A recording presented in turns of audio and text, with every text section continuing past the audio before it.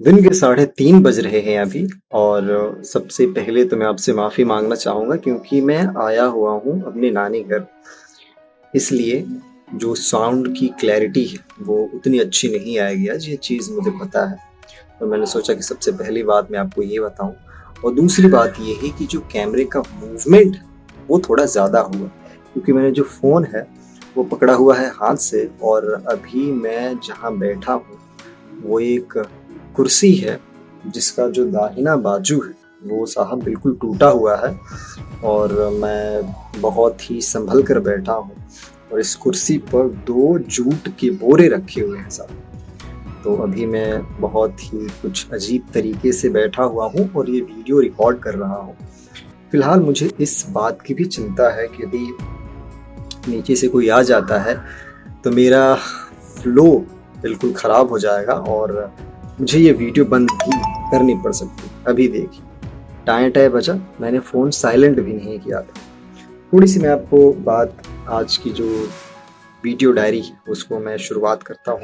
लेकिन सबसे पहली बात मैं आपको बता दूं कि अभी ही मैं ये वीडियो शूट कर रहा हूँ, शाम को मैं शूट नहीं कर पाऊंगा।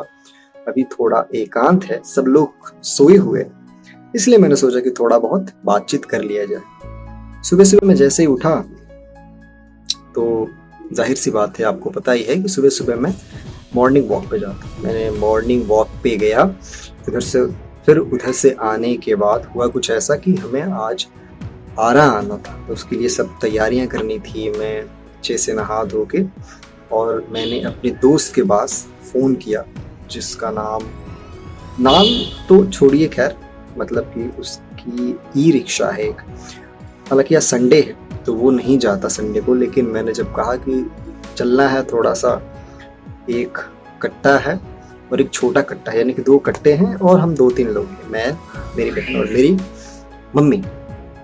उसने कहा चलो ठीक है, स्टेशन छोड़ देते हैं। तो गांव की उस पतली सड़क से होती हुई ई रिक्शा से हम धीरे धीरे प्रस्थान हुए, और जैसे ही हम मेन रोड पर चढ़े उसने अपनी ई रिक्शा की जो स्पीड है वो बढ़ा दी।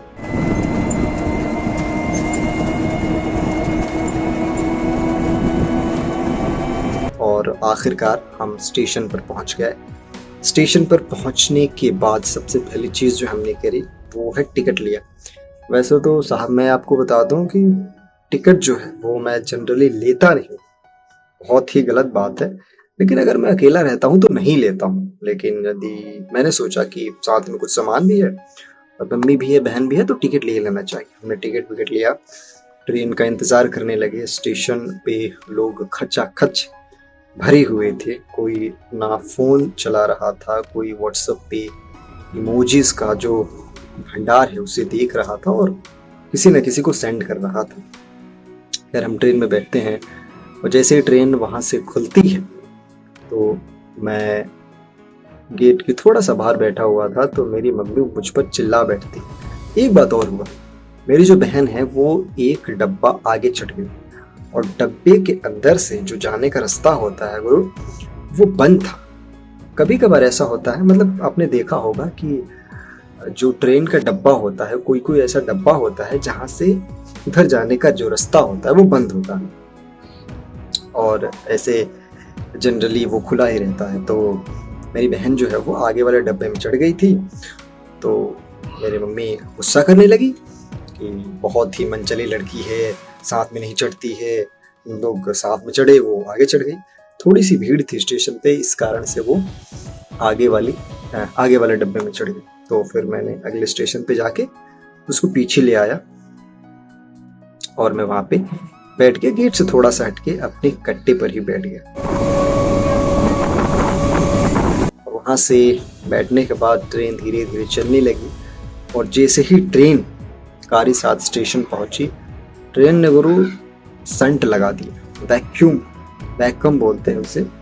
वैक्यूम करना वो अलग बात है, लेकिन संट हम जनरली वो करते हैं जब जो लोकल ट्रेनें होती हैं वो कहीं लग जाती हैं, और पीछे से जो एक्सप्रेस जो ट्रेन होती है उसे वो रास्ता देती है, पास कराती है। ठीक है, उसे हम संट कहना हमारे इधर पे कहते हैं। तो ट्रेन तो सेंटमेंट हो गई, उसके बाद हम धीरे धीरे आरा स्टेशन पे पहुंच गए और आरा स्टेशन पे हम उतर गए और वहाँ से फिर हम अपने नानी घर अभी फ़िलहाल आ चुके हैं। तो मैं आपको बता दूं कि मैं शाम को वीडियो रिकॉर्ड नहीं कर पाऊँगा क्योंकि शाम को भीड़-भाड़ अलग होगी, घर में बच्चे भी हैं, शोर-शराबा भी होगा और अब दूसरी जगह आके मैं वीडियो रिकॉर्ड करूँगा तो वो थोड़ा सही नहीं लगेगा। इसलिए मैं अभी ही एकांत में आके छत पे वीडियो बना रहा हूँ और मुझे पता है वीडियो शेक भी हो रहा है और साउंड भी क्लियर नहीं आ रहा होगा, ये बात मैं अच्छे से जानता हूँ। लेकिन ये बात भी मैंने आपसे कहा है कि कुछ भी हो जाए, जो मेरी वीडियो डायरी है वो तो गुरु डेली आती रहेगी। अभी तो मौका मिला तो मैंने इतनी बातें भी कर दी, लेकिन हो सकता है कभी मौका ना मिले तो मैं इतनी बातें भी नहीं करूँगा। हो सकता है एक छोटी सी वॉइस नोट के ज़रिए मैं आपको बता दूं कि आज वीडियो डायरी मैं नहीं बनाऊंगा, लेकिन एक छोटी सी वॉइस नोट भी मैं ज़रूर सेंड करूंगा। खैर, ट्रेन में जब आ रहा था तो जीवन में पहली बार सच कहूँ तो मैंने किताब उठाई और ट्रेन में पढ़ा। जिस किताब की मैं बात कर रहा हूँ, गोदान। मुझे थोड़ा सा अजीब भी लग रहा था कि सारे जो जने हैं, जितने भी लोग हैं, जो भी बच्चे हैं, जो भी लड़के लड़कियां हैं, वो अपने फ़ोन में चैटिंग कर रहे हैं, वो अपने फ़ोन में देख रहे हैं यूट्यूब, इंस्टाग्राम, रील स्क्रॉल कर रहे हैं और मैं किताबें पढ़ रहा हूँ। मैं कहीं दुनिया से अलग तो नहीं हो रहा हूँ, लेकिन ठीक है, किताबें पढ़ना बहुत अच्छी चीज़ है। और सच कहूँ तो ऐसा नहीं था कि मैं दिखावे के लिए पढ़ रहा था, मैं इस चीज़ को समझना चाहता था और धीरे धीरे रुचि आ रही है।